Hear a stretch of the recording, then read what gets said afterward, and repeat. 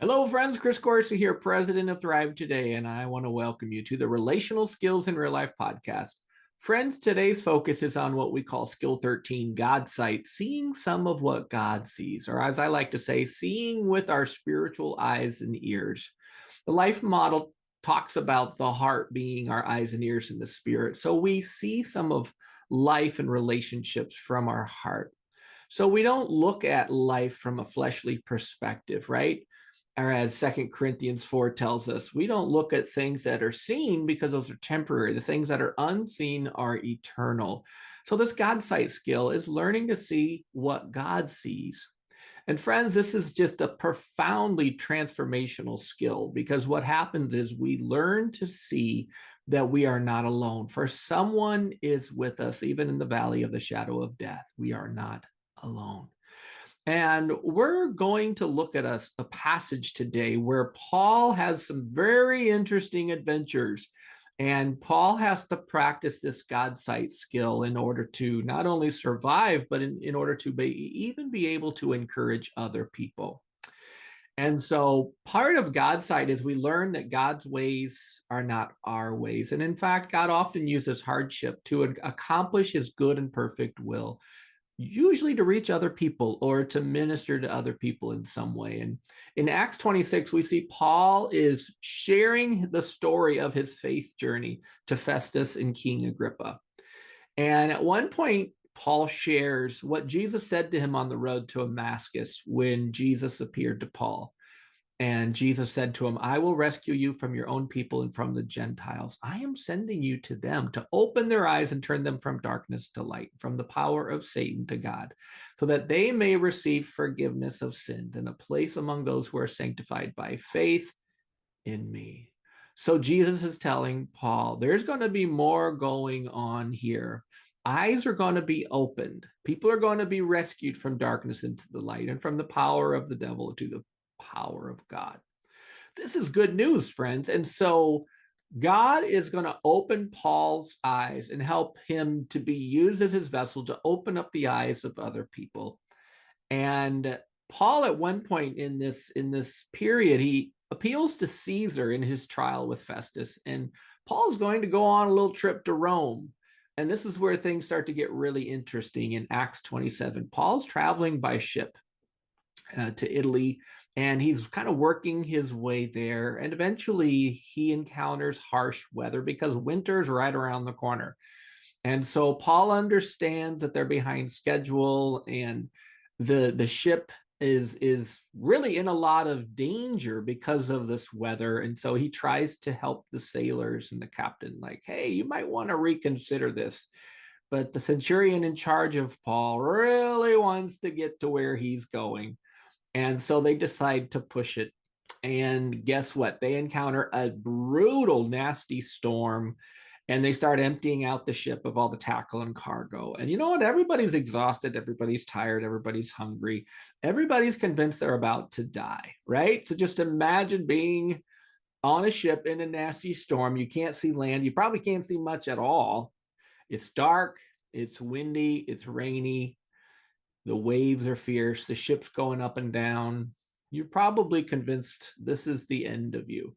But yet something happens in Paul here. And in Acts 27, verse 21, he shares a bit of his God sight story. And so he shares what had happened, that God had spoken to him and said, basically, don't be afraid, Paul. You must stand trial with Caesar. And I'm going to get you there, and I'm going to give you the lives of all who sail with you. So he says, keep up his courage, right? And Paul warns them, well, we're going to run aground on some island, but God is with us. We are not alone in the storm.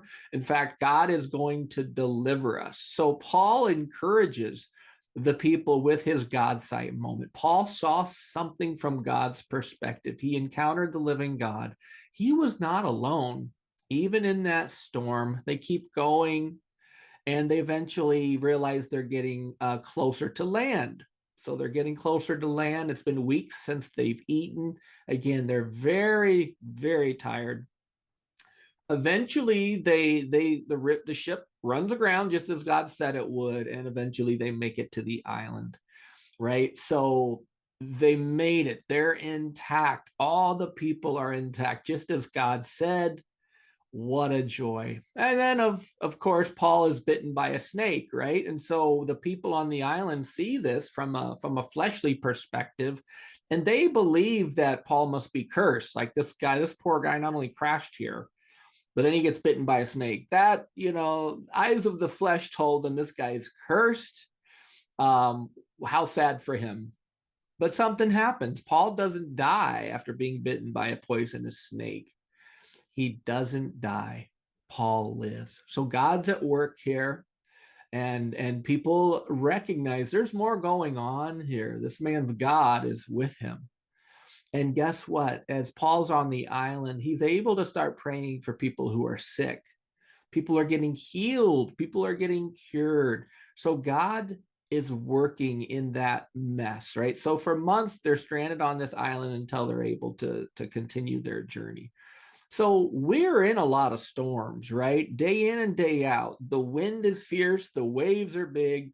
We are in our storms. And so Godsight means we actively interact with the living God, and we look for what God is doing, what God is saying, right? We look with our spiritual eyes, and we listen with our spiritual ears, and we understand with our spiritual heart. What are you up to here, God? Because this looks bleak. These circumstances look really bad. Like, I don't know that I'm going to make it here. But the good news is the living God is with us. We are not alone. In fact, looking at things with fleshly eyes is pretty predictable that you're going to lose your peace.